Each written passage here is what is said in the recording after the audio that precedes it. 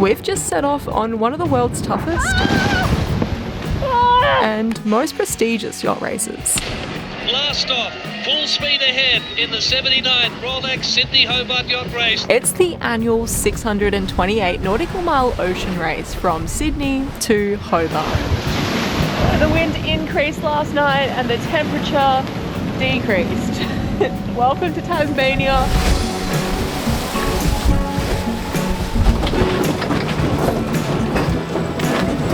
With most boats competing fully crewed, the race aboard Fika will look a little different. Hi Mum, how are you going? Hi, Sophie. I'm good, thank you. How are you? It will be just me and my mum, competing double-handed as the first ever mother and daughter team to do so. So it's definitely gotten windier now. And what we're about to experience is nothing short of exhilarating. Since 1945, the Sydney Hobart Yacht Race has built a reputation as the greatest annual ocean race on Earth. The 628 nautical mile journey remains unpredictable, always challenging, and a supreme test of stamina and perseverance, often in combat with the full force of Mother Nature. This 2024 race event will see us sailing into gale-force winds. There's definitely some lightning about. And hitting a cold front head-on. We're okay, we're safe. That's the bilge alarm that goes off when we roll off a wave. All before crossing the notorious Strait to Tasmania. My eyeballs are struggling to open, but it's so beautiful. Where breathtaking and rugged coastline greets us. Finally, we make our way up the fickle Storm Bay to the finish line in Hobart City. This event proves to be full of extreme highs and tragic lows. Tragedy has struck the Sydney to Hobart Yacht Race with 2 experienced sailors have been killed in separate incidents. 2 sailors competing in the Sydney to Hobart Yacht Race have died overnight. Police say 2 crew members on separate yachts were struck by sail booms. Neither competitor could be revived. Great sight. There's the city in the background.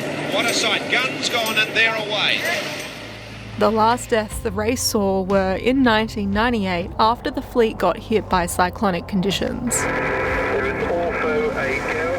It was a fight for survival for most, and among them was my dad.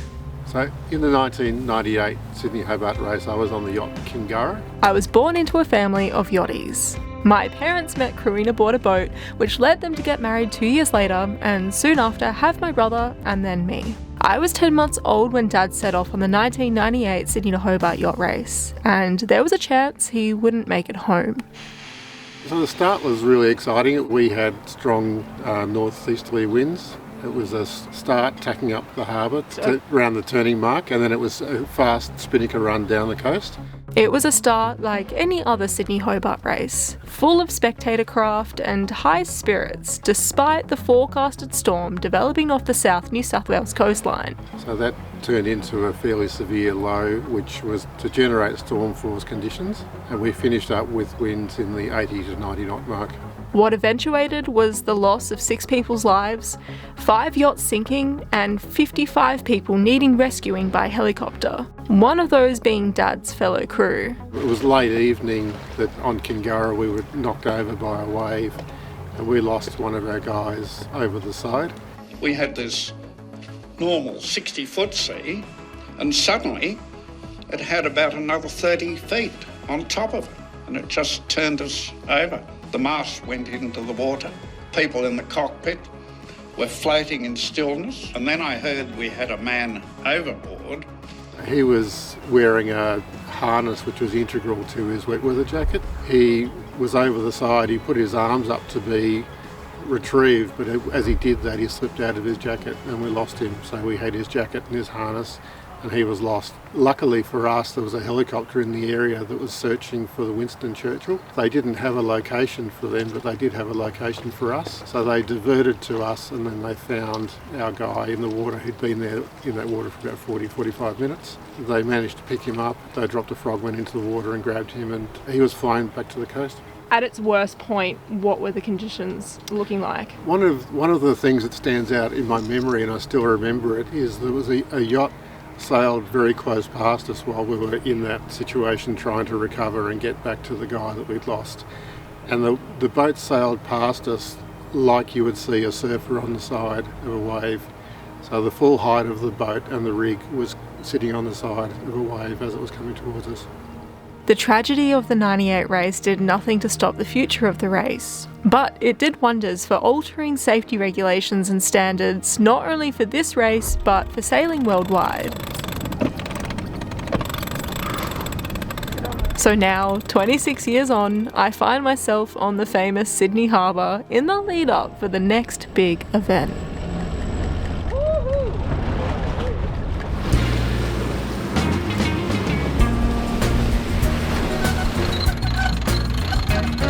So you want to bring the kicker on while you're doing that? Mum and I are learning how spinnakers work today. We thought it was about time, about 3 days before the race. More like 5 days, so we're actually really well prepared. We could have waited a few more days, but we didn't.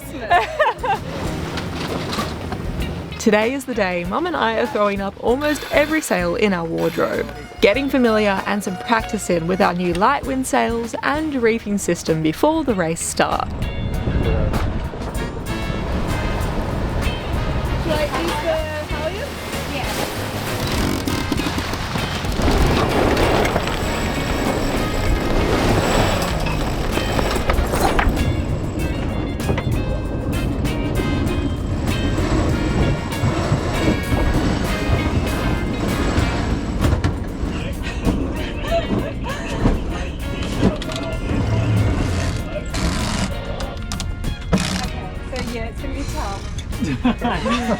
So we're out here in the harbour. We've basically just gotten every single sail up that we possibly have, spinnakers, Code Zero, the new head sail, and now we're just testing all the reefs because there's also a new reefing system that we've put in.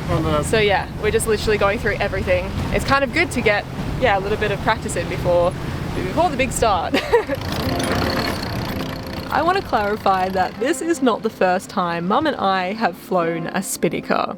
But it is the first yacht race we've entered with just the two of us. Over the years, we've spent a lot of time on the water together.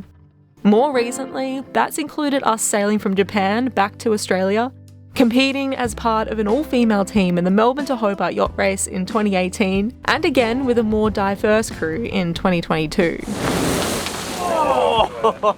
And even more recently, we sailed offshore to Lord Howe Island and back, which acted as our qualifier for this race. And this race, in turn, will act as our qualifier for the next big race, the upcoming Melbourne to Osaka Yacht Race, a 5,500 nautical mile double-handed ocean race that kicks off in just a couple of months' time.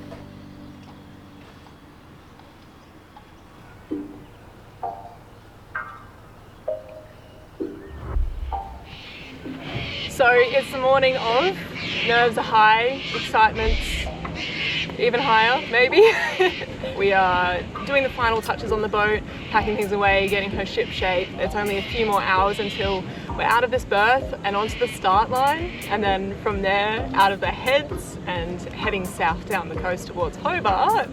Yeah, to be honest, I'm just so keen to get out there, hey. Here in Sydney, it's been a blur of boat preparations and media hype. You can have little tips here or there, but yeah, being mother and daughter, it's very easy to think of each other as well. So as we say our last goodbyes to our ground support crew, bye.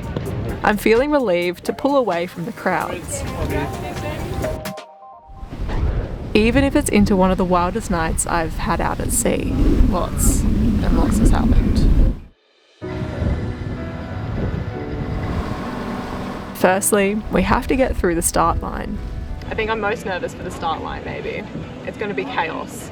Spectator boats, other boats, basically every man and their dog in Sydney out on the water. So it's going to be chaos on the start line. So with just the two of us, it's going to be a little full on. But yeah, I think we'll just play it safe, to be honest. Not get too pushy and just hang back a little bit and have a safe start. Go, go! Woo! How are you feeling, Mom? Oh Yeah, I'm feeling okay. So my tummy's in a bit of a knot. I'll be glad when we got out through the heads. The start's making me a little nervous, but yeah, other than that, I'm feeling okay.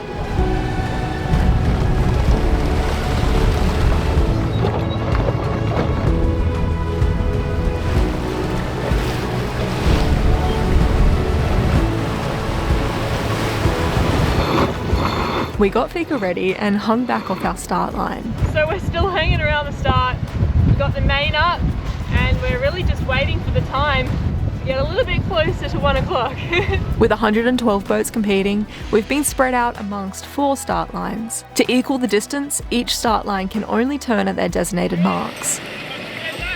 Similar to the start of the 98 race, we have a brisk northeasterly wind, which will have the fleet tacking up the harbour towards the heads. Mum and I are grateful that there's enough wind for us to begin with the staysail. This is the smaller inner sail that is much easier for us to tack through. No, you're right, calm down. Using the large head sail means we have to run forward to manhandle it through while tacking, and with only 4 hands between the 2 of us, it's a relief that we won't have to be doing that on today's start line.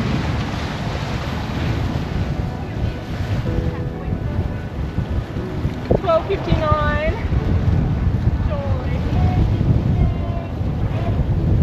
7. 6 seconds to go. Blast off, full speed ahead in the 79 Rolex Sydney Hobart Yacht Race. How did you think our start went in the end? Oh, look, totally muddled with the start up. It felt a bit frantic and not very well planned. We got onto starboard and then Silver Fern tacked on top of us, and so that was really, really frustrating as well, because then we were sort of pinned by Silver Fern. We're stuck.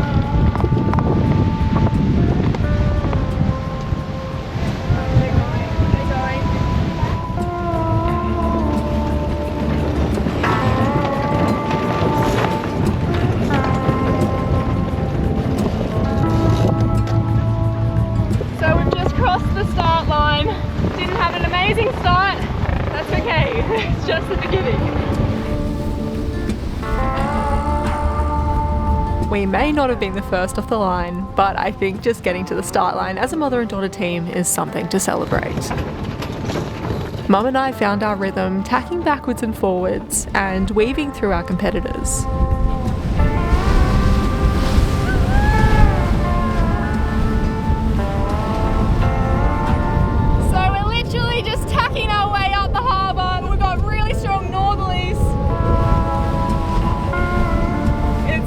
Every few minutes.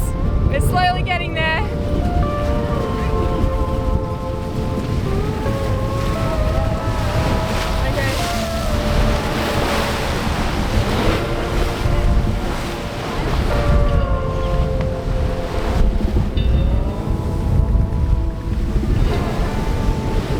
Laying eyes on open ocean was a huge relief. It meant that we could not only gain some space from boats, but also bear away from the wind and let it push us south.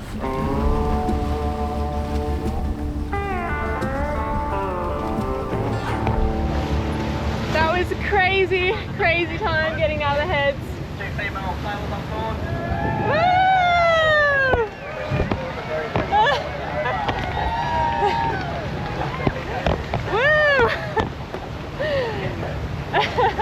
Crazy time getting out of the harbour. Yeah, tacking up the harbour into the northerly, and now we've just fared away, cleared our second race marker. Yeah, happy day so far. I think we need some water. How'd you go? Oh my gosh, yeah. Okay. Crazy? Yeah, crazy. I suppose we just kept, well, first of all, we had Silver Fern tacked right on top of us, so that just destroyed our start. I mean, we were very conservative starting, but they tacked right on top of us, and then we just couldn't do anything. Like, we couldn't even get put through the race mark, and then they finally tacked and we were able to tack. But then we just kept coming port starboard with Celeste and Blue Moon.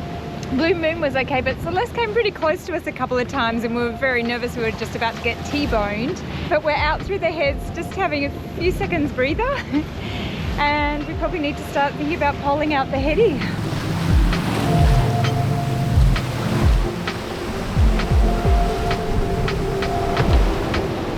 As we continue to point our bows south, most boats rush to put up their large running sails. But we're playing a different game.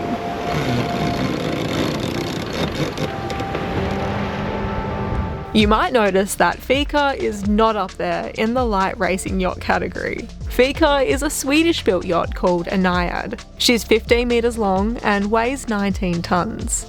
She's a beautiful ocean-going vessel, incredibly comfortable, and proves to handle heavy conditions incredibly well, which is exactly what we'll need for this journey. For this first day and night, we have northerlies expected to build as we journey further south. With such a heavy boat and just the two of us, our game plan is to not treat this race like a sprint, but keep Fika and ourselves happy and healthy for the long haul.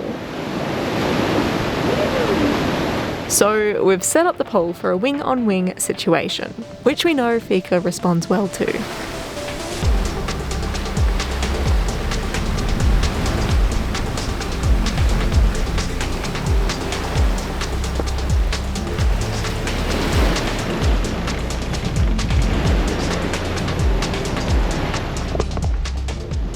Mum just put in the first reef.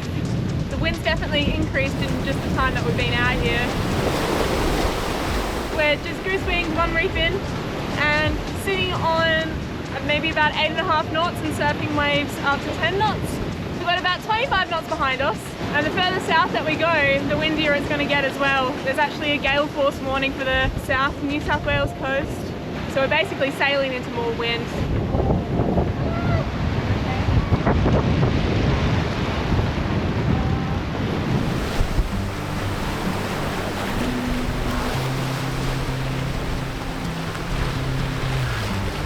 We're wanting to get as far south as we can with this northerly, as come morning, a front is moving through. And the current predictions show the wind doing a full 180 swing and coming in just as strong, but on the nose. For now, we're lapping up the wind behind us and Fika hitting good boat speed because tomorrow is going to be a slog. So it might be knowing we have southerlies awaiting us, or the fact that silver fern is creeping up on us, that we get out another sail. A trick up our sleeves, if you will. Is it gonna work? Here we go. Do you want to say what we just did? Oh, we got like a little secret weapon and we brought out the staysail. So it's filling the slot between the goose-winged headsail and the main, and I reckon we've almost gained. Well, we've just got more consistent speed now. We were starting to sort of drop off, but now we're well and truly over 8 knots, sometimes up to 11.5. We haven't quite hit 12 knots yet, but we're getting close.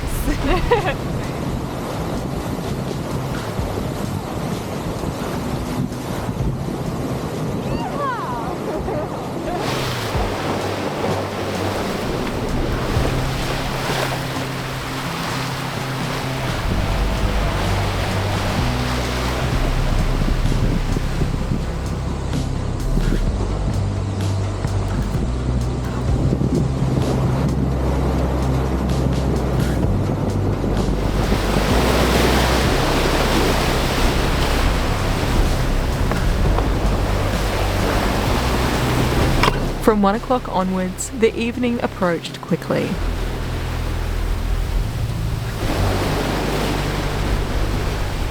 With every minute ticking by, the wind gusts got stronger and stronger. But we kept Fika going, pushing her harder than we ever had before.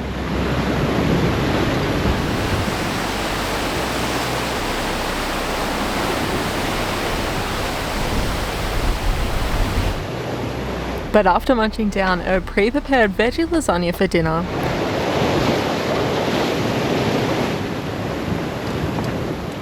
we set to reducing sail in anticipation for the gale-force winds expected through the night.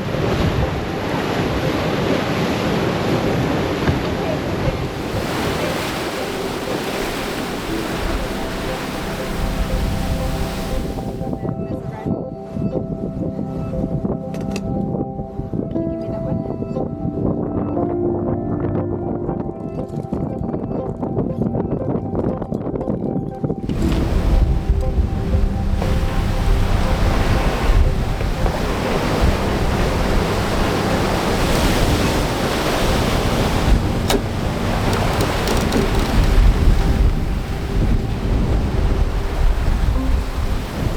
definitely gotten windier now.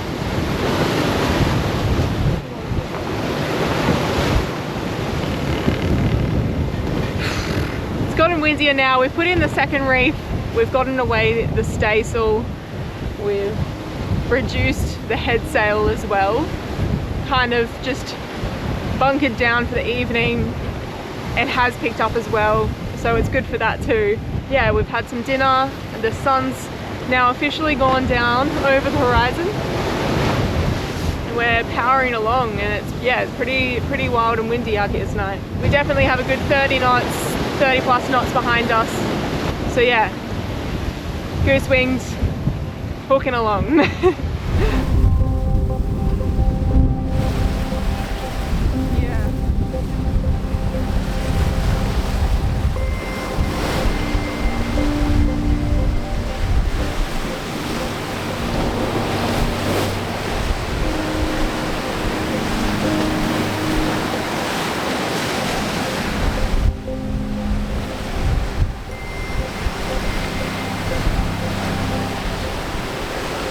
I also forgot to mention, we've also just started our watches. We're doing 3 hours on, 3 hours off, we're taking it in turns to sleep.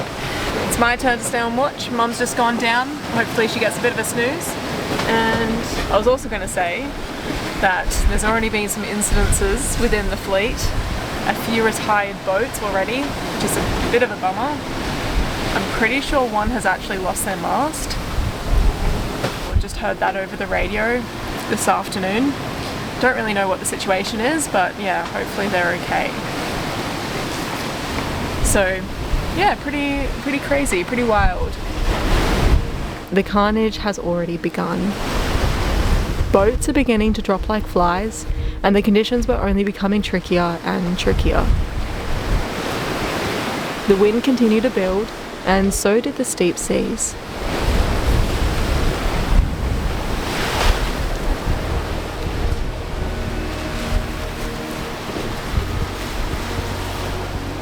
It was not long after darkness engulfed us that we heard the first mayday call over the radio regarding a severe head injury.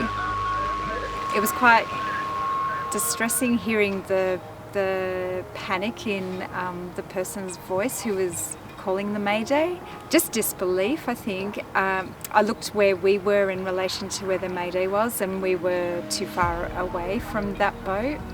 I knew, I suppose just from my nursing background, that that person, like, they were unresponsive and not breathing, and they really had no hope. And yeah, so I suppose I felt helpless and powerless, yeah, knowing that there was nothing anyone was going to be able to do for that person.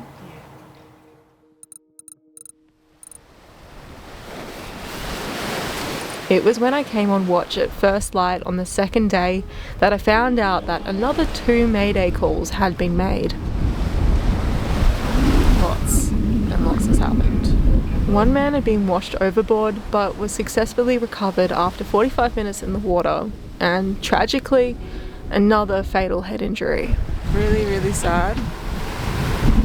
A bit rattling, to be honest, being out here.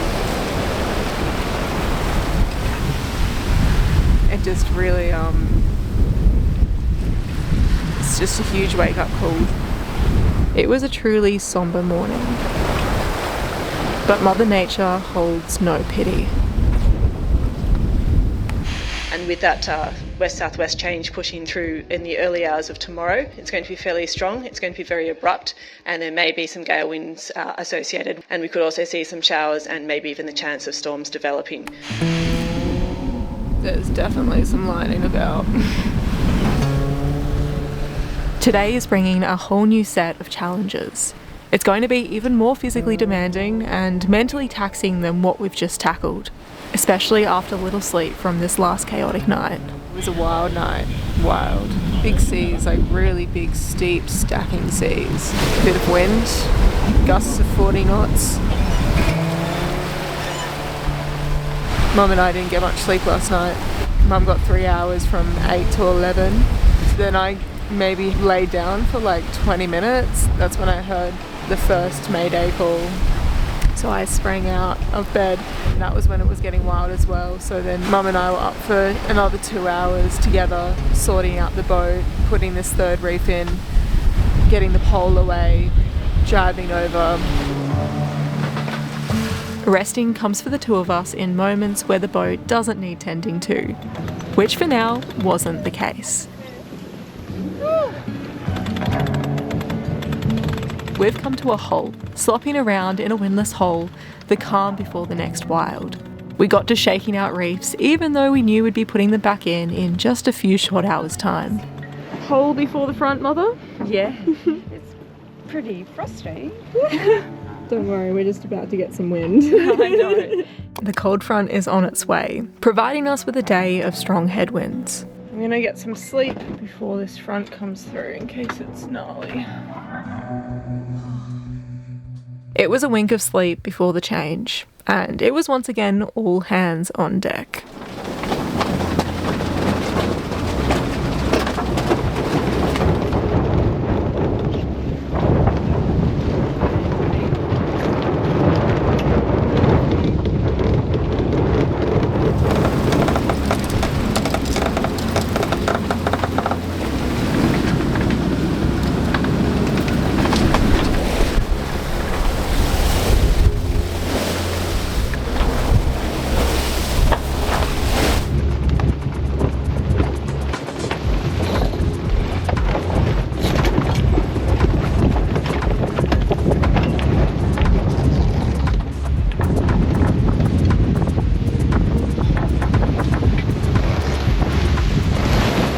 Change has come through.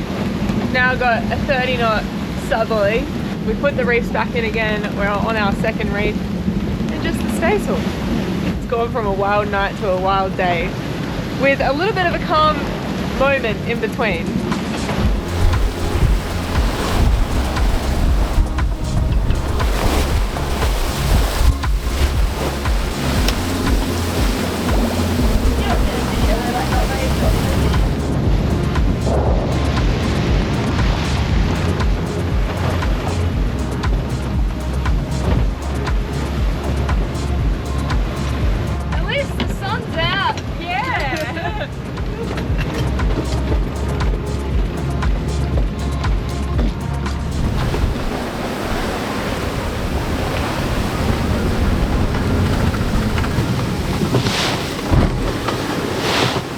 How are you feeling today?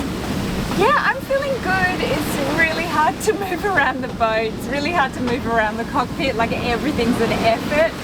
And I just want to go and clean my teeth and just, you know, get ready for the day. It's 11:15. We still haven't cleaned our teeth yet. It's rough, but Fika's handling the conditions really, really well. Yeah, feeling good given we didn't have a lot of sleep last night.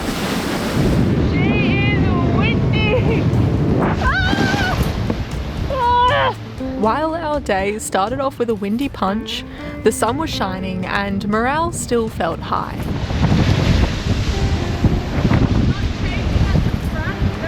But we discovered our reefing lines were chafing, so this meant constant trips to the mast, checking that everything was holding up okay.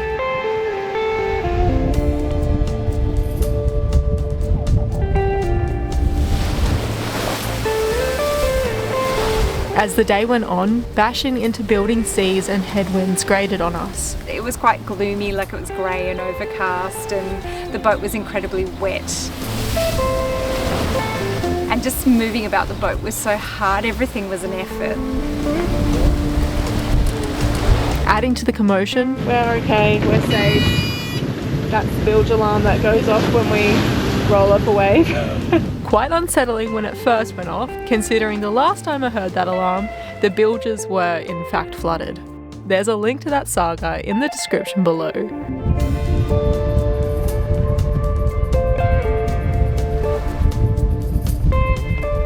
The southerlies were persistent and relentless, forcing us on a long tack inshore. So we're just coming alongside the coast, about 20 nautical miles north of Eden. We'll get in as close as we can and then we'll have to tack back out. Still beating into it.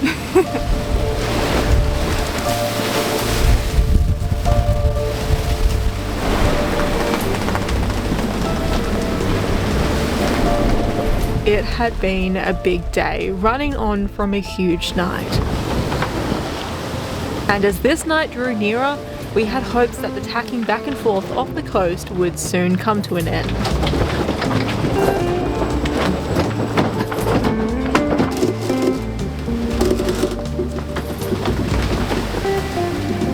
Well, it's coming into the second evening. These conditions are definitely a bit exhausting. I'm about to head up and take over for Mum, and she should get dry and settle in, have a bit of a snooze. The wind is predicted to swing from a southerly to a southwesterly. This means that as it swings, we can follow it, and if all goes according to plan, we'll be back on our course. The next day, dawn arrived with blue skies. The wind had more west in it, and we were able to lay our course. And Fika just picked up her skirt, and we just glided.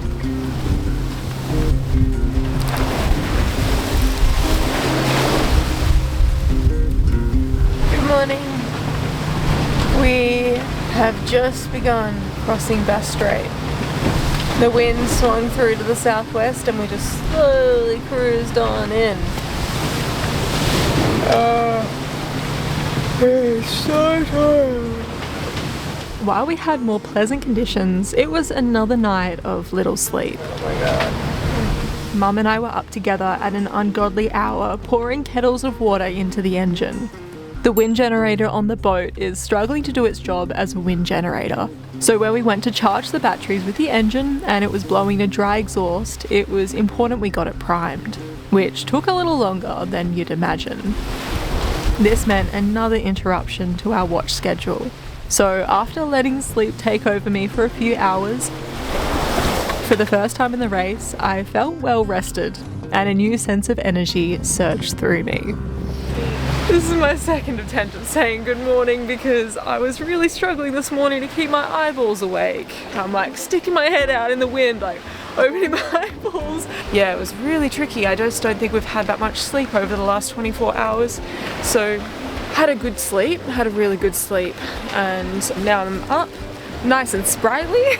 And yeah, beautiful conditions today. Mum's down now, she needs to have a good sleep too. But yeah, stunning conditions. We've just started crossing Bass Strait. We're managing to make our course. We're sitting on about 7 knots, and it looks like we're going to have a really good crossing, just westerlies the whole way across Bass Strait.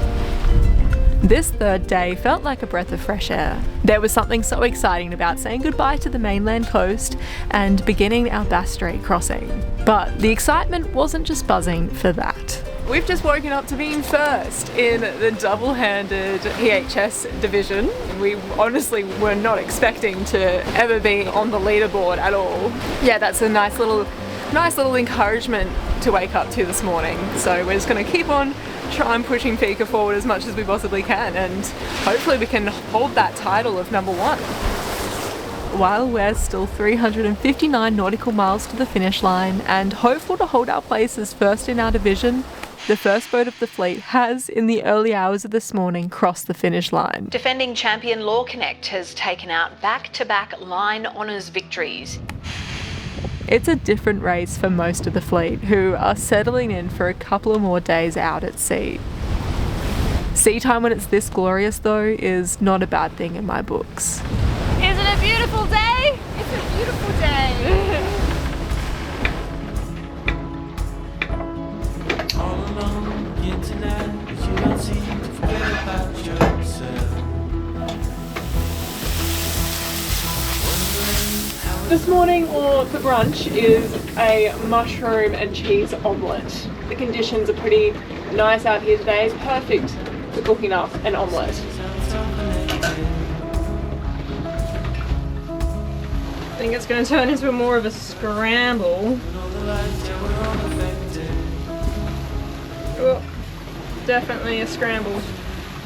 It's not the most presentable omelette, but it's all the same ingredients you would use, just scrambled.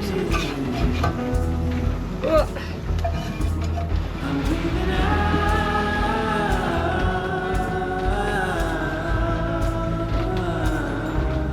Thank you.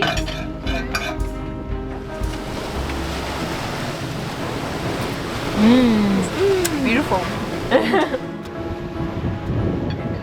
It was the first day of being out here where Mum and I felt like we were falling into a content rhythm living on the ocean. We've had some brekkie. It's a glorious day out here today. The wind's swinging more and more west, which means it just gets more and more perfect out here. So stunning. Blue skies, minimal swell, wind just forward of the beam. Really nice. And yes, that's a mainsail with no reefs in it. Mom's reading a book on how to sail. What are you learning, Mom? Nothing. How to put up the mainsail? Mom said don't show anyone on camera this, so of course I'm going to show you.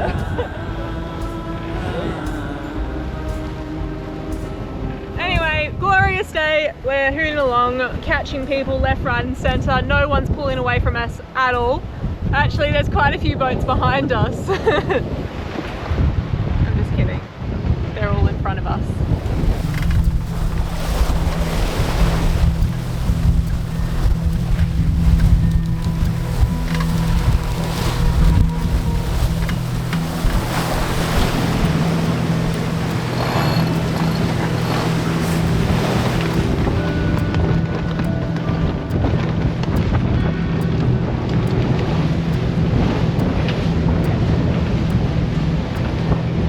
It was lucky we caught up on rest and fueled ourselves with good food while conditions and the boat allowed.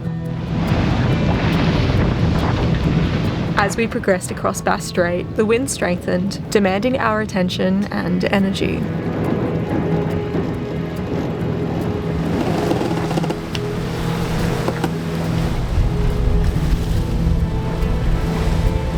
We were getting a little out of control. We've put in the first reef, reduced the head sail, and yeah, we're nicely tucked away, still making good speed, but just feeling a little bit more, you know, comfortable.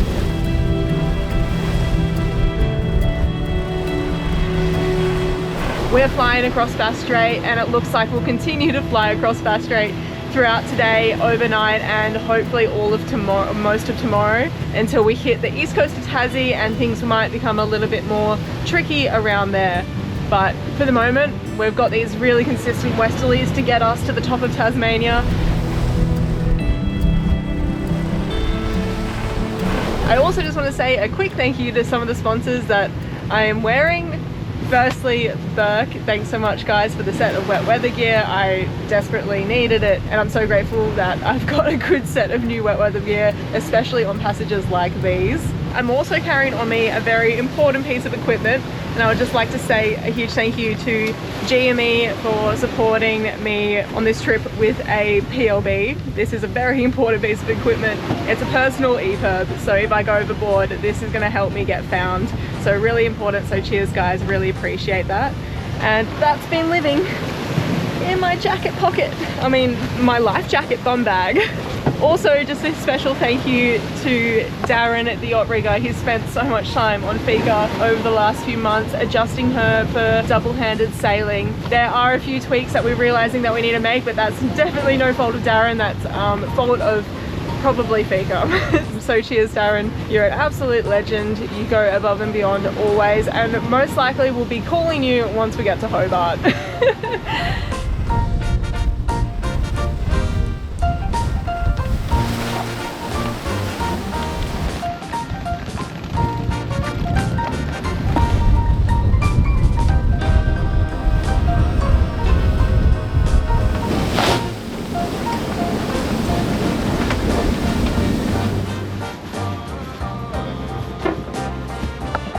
Make some dinner. So I know some people don't like cooking while they're sailing, but I think I can speak for both Mum and I that we really enjoy cooking while we're sailing because it breaks the sailing up. Sometimes it gets a bit exhausting just sitting out there in the weather and the elements and getting blown to pieces and soggy and wet, and it's like right now it's really nice for me to come downstairs and prepare some dinner. Kind of brings some normality to what we're doing, I suppose. So I guess that's why we like making normal meals while we're underway.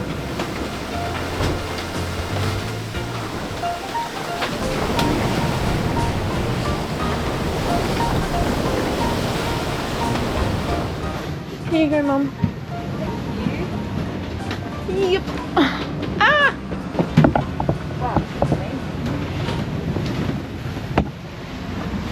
Thanks.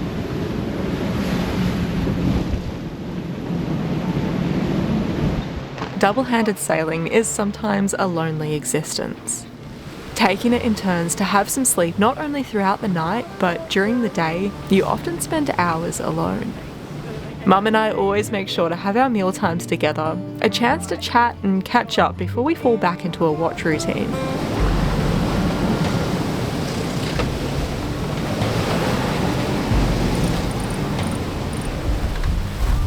The nights always go quickly, especially as we creep into Tasmanian waters and the number of dark hours are in fact becoming shorter.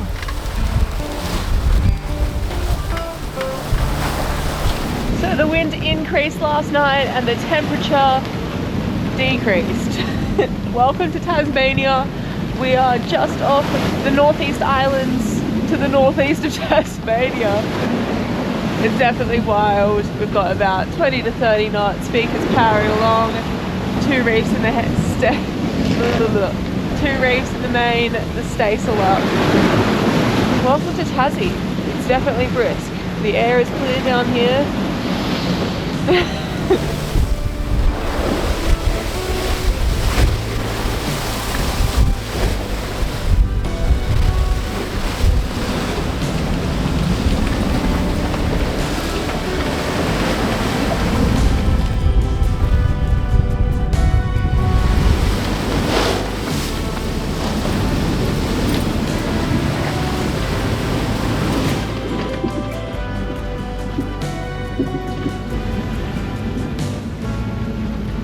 Every morning we have to submit our position through satellite phone.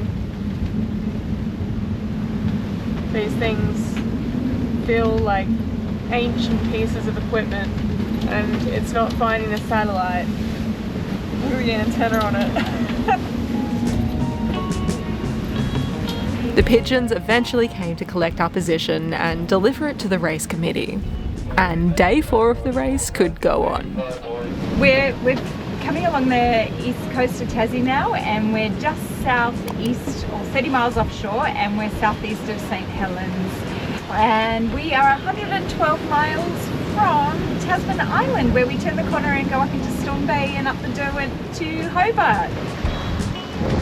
We have also just spotted the Tasmanian coastline, the first glimpse of Tasmania's east coast. Reaching the mountainous coast of Tasmania is a welcome sight, and we're soon to get a really thorough view of the coast, with light wind holes lurking just ahead of us. Bit of a bummer that this wind isn't going to stay in because it's propelled us all the way across Bass Strait and it's continuing to push us down the coast, but we are going to, I think, come to an abrupt stop at one point within the day. So harness the wind while we can, and yeah, I think are we both happy? Yeah, we're both pretty happy. It's nice. And we're still winning our division.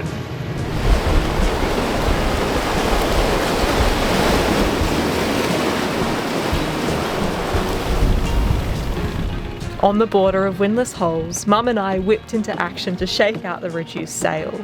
By this point, every muscle in our bodies was aching, so Mum and I shared the effort of raising the mainsail from its reefs.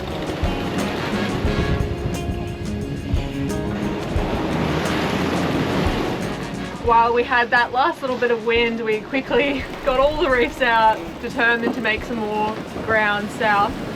But it feels like the change is upon us. This is definitely the beginnings.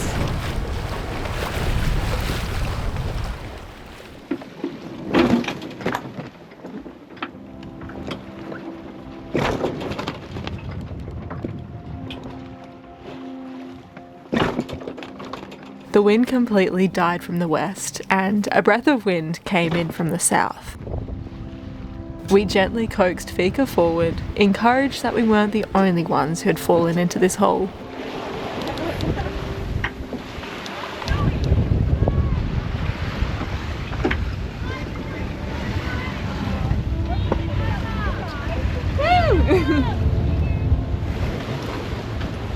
So the wind has certainly shifted. We've tacked back in towards the coast. We're heading out to New Zealand. We're not doing too badly anymore. It's starting to build again. We're doing about 5.5 knots.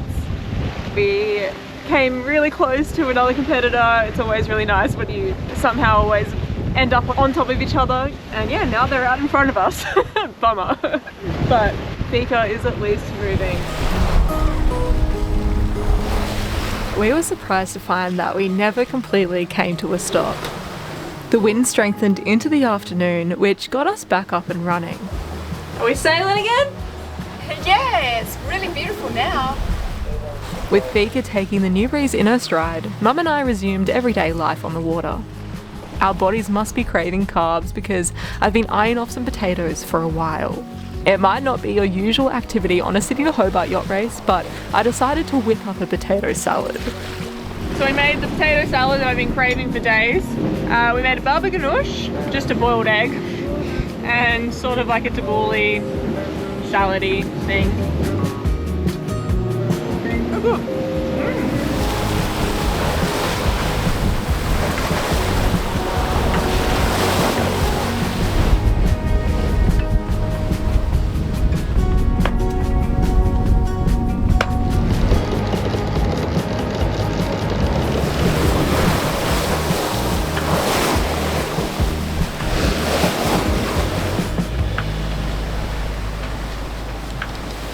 It's so pretty out here.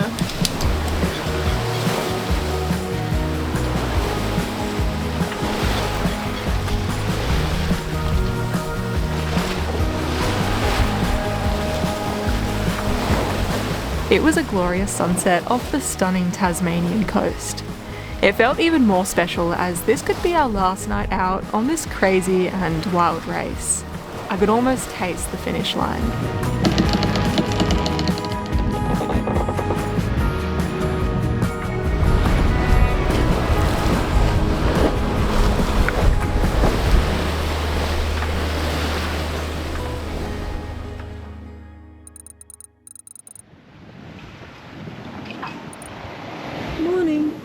Good morning. How are you?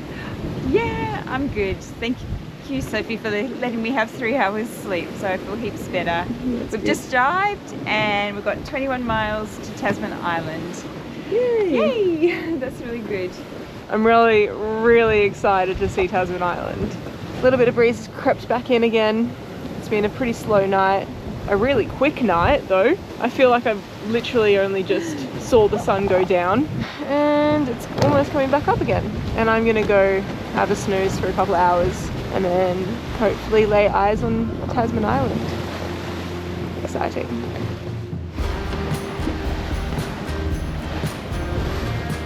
Mum's just woken me up to a beautiful sight on the south coast of Tasman Island and other cliffs. Cape Villa. It's so stunning. My eyeballs are struggling to open, but it's so beautiful.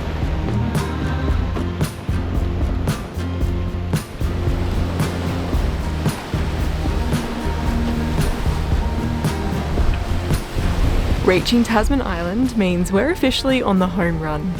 Tasman Island! Yay! We've only got 40 miles to go. You might also recognise the spectacular sight from the brochure, but it seems the media chopper is running late. Isn't there meant to be a media helicopter? What's that, Skip? The helicopter's coming? Where is the helicopter? I even tidied up the boom bag. Did you? Yeah, to try and make us look a bit more pro. Well, half of it, I couldn't reach the other side. God, I'd be feeling a bit ripped off if they don't come. I don't think they're planning on coming for us, so...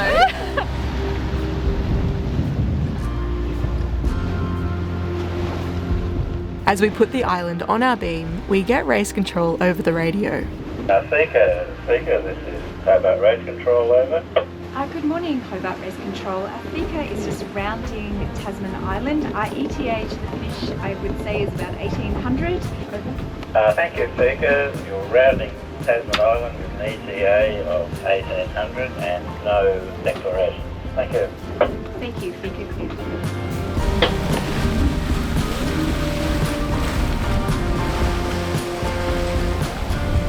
Lucky Mum did tidy the boom bag because They came for us!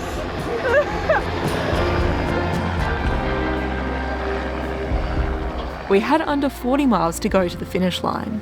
This typically would take Fika about 5 hours, but since rounding Tasman Island, the wind has been on the decline. It's not looking good for us today. That's a huge hole of no wind.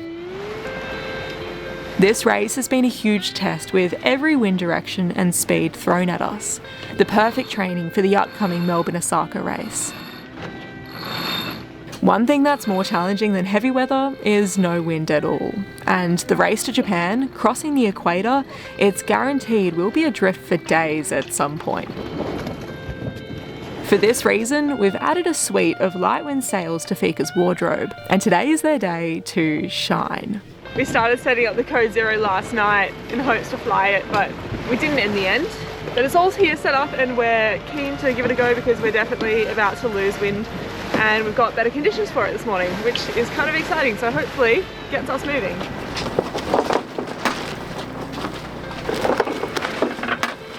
This was the first taste of what the day would be for us. We've just fallen into such a big hole. We're doing 0.7 knots. Come on, wind. And then... Oh, there we go. 0.7, 0.8. Mum, we're hooning. 1 knot. Puff on. We puff. We puff on. A wee puff would build into a decent puff, and instantly our hopes lifted.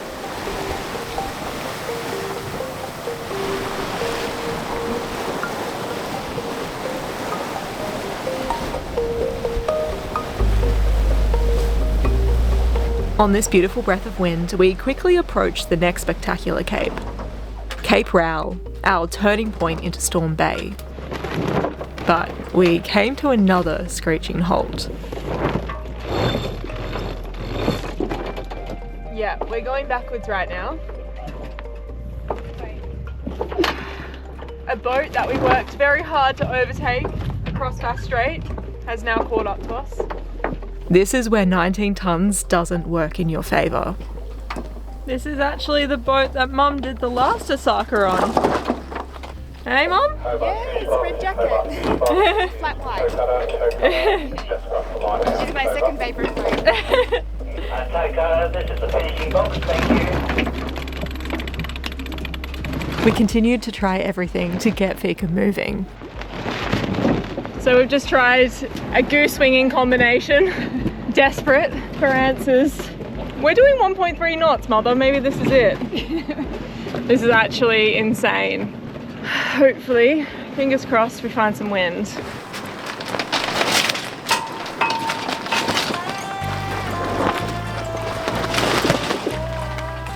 An hour ticked by and we were still floating off Cape Rowell. If you're going to be stuck somewhere, this is a good spot to be stuck. This is a good spot. Yep. When we felt the slightest bit of breeze, Mum and I jumped into action to make the most of every bit of it. Yeah. 4.5 knots. 6.5. And every time we got a bit of breeze, I thought surely this will take us the whole way into Hobart. But it proved otherwise and forced us to try something different. You'd get a little puff of wind and you'd think, fantastic, we've finally got the breeze, and then we'd move 300 metres and then stop again.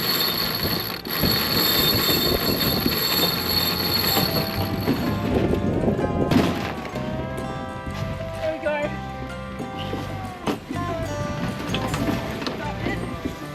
There we go.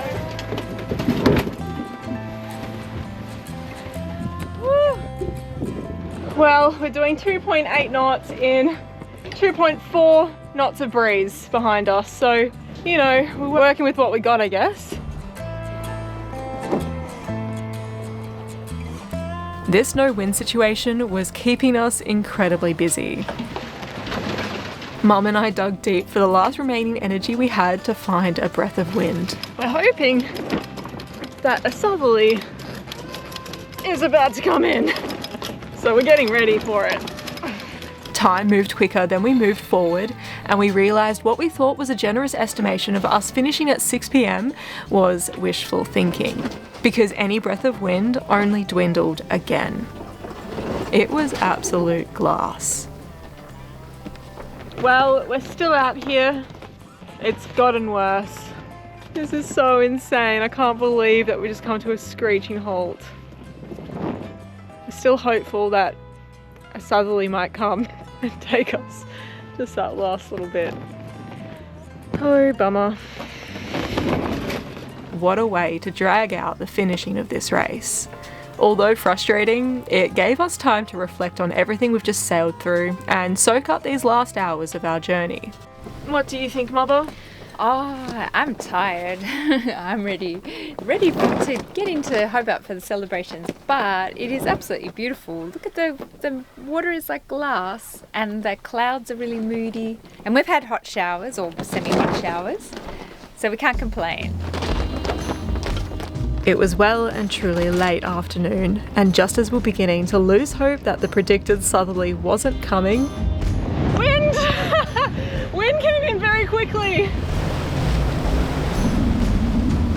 we rushed to get the spinnaker out of the way so we could pull out the head sail. We've just spent the better half of the day trying to make our way to the iron pot, and now we're just closing in on the last few miles so quickly. So nice to have some wind. 7.5 knots, that feels nice. We might actually get in tonight and before dark, but I shouldn't speak too soon. But this feels promising. The iron pot is another milestone of this race. It means we're now only 10 miles from the finish line.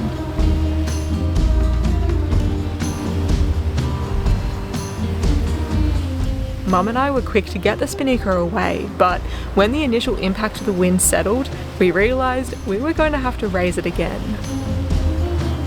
We thought we'd end this race, or hopefully end, with the spinnaker back up.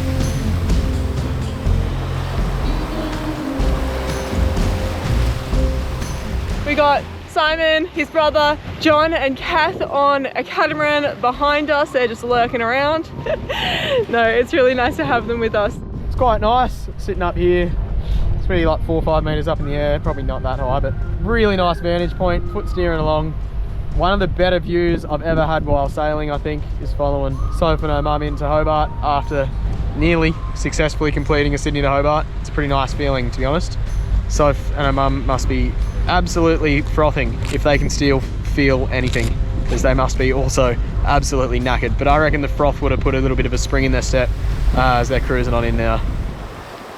While we've been racing for the last 5 days, my partner Slim, his brother Josh, and our mates Kath and John have been on their own sailing adventure. One of the main things I wanted to do was get a cray with Josh. Yo!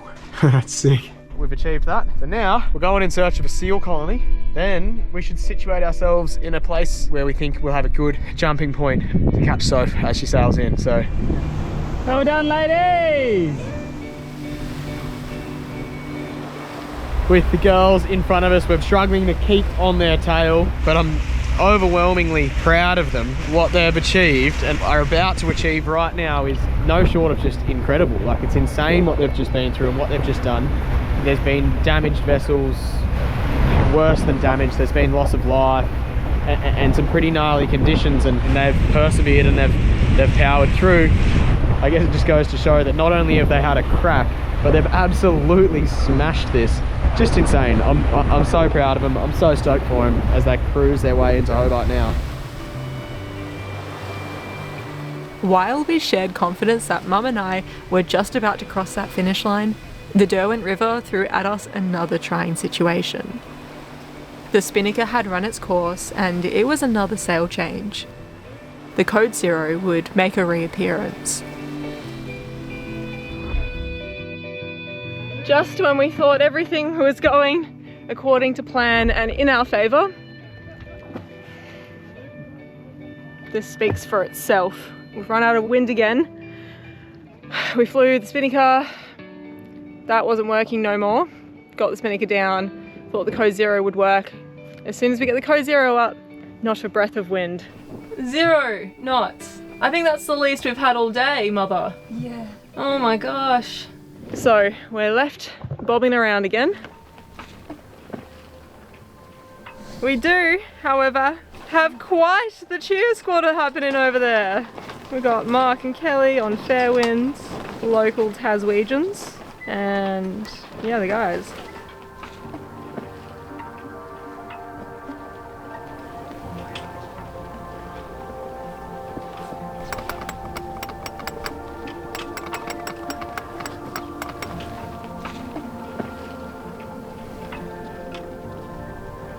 Ever so gently, we're moving, but everyone has to be quiet. We drifted into our 5th night out on the water. It's now coming on sunset. We're still not in. There's a little bit of breeze there. We're doing 1.8 knots. It would have been a peaceful and beautiful sunset if Mum and I weren't in a race with a bottle of champagne sitting and waiting in the fridge for us to finish. Gentle, gentle. Look at this. These ripples in the water. Look at that, we're in a little puff. We're in a puff. Puffing. I don't think puff is going to last long. We found small puffs that would push us another 100 or so meters before fizzling out. With darkness creeping in, we wondered whether we'd have to start our watches for another night out here. We really thought we were about to cross the line when we got that wind, and now we're thinking that it's going to be the whole night out here. But of course, we were bound to get wind eventually, and of course, all at once. It was about 11 PM when 15 knots of wind filled the code 0, tipping Fika on her side and hurling her forwards. Mum and I wrangled the code 0 in for one last sail change and scooted towards the finish line.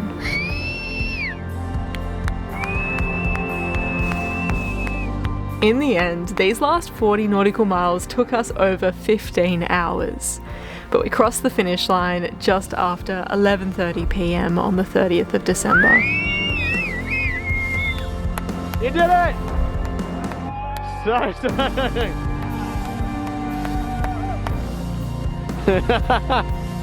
I'm so frothing for you. Welcome in.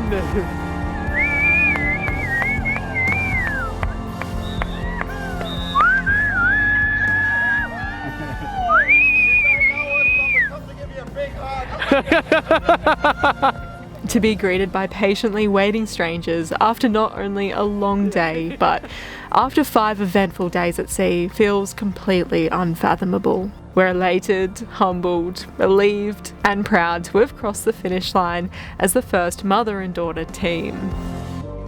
midnight at Hobart, and delighted to say that Annette Hesselmans and Sophie Schneider on Fika have finally crossed the line. Man, those last few hours must have been shocking. Oh, absolute torture. It was a very painful day.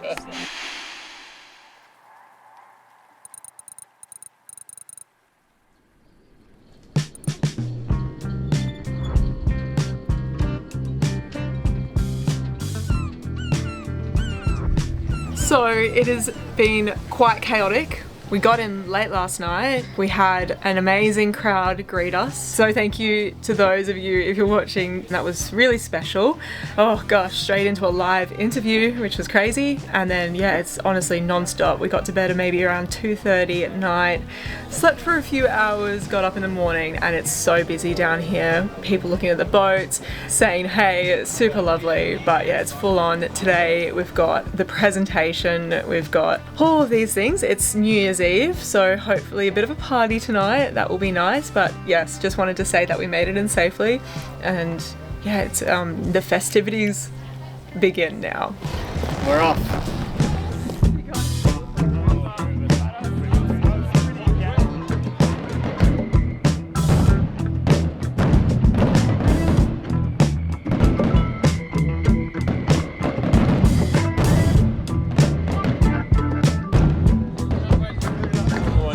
Happy New Year's, everyone. Thanks for a really great year to everyone that supported the videos. Thanks everyone for watching. We've got a massive year in store for you next year, and you guys are what makes this all happen. Legends. We'll see you in the new one. Thanks again. That's the end of an episode. Merry Christmas.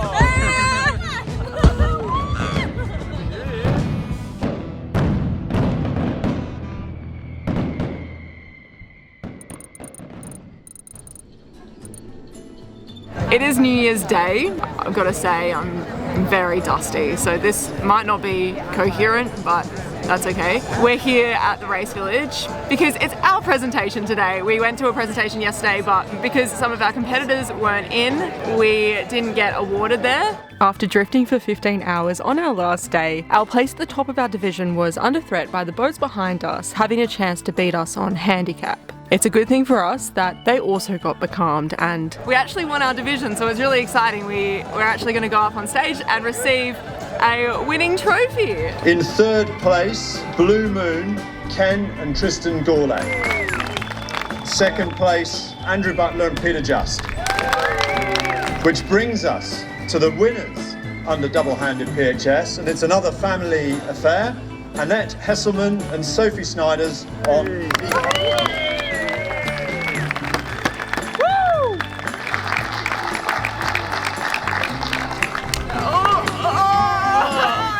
How do you feel about winning, Mom? I feel really excited, yeah, and really proud. I'm just amazed to be gobsmacked that we've won. Yeah, I don't think we were expecting to come away with a win.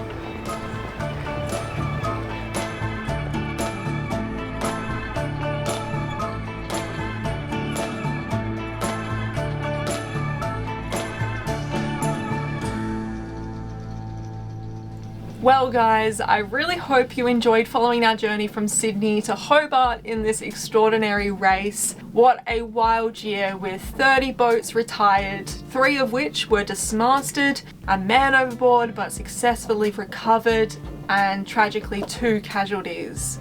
It wasn't all celebrations in Hobart this year, as the fleet and spectators paid their respects to the 2 people that lost their lives and their families.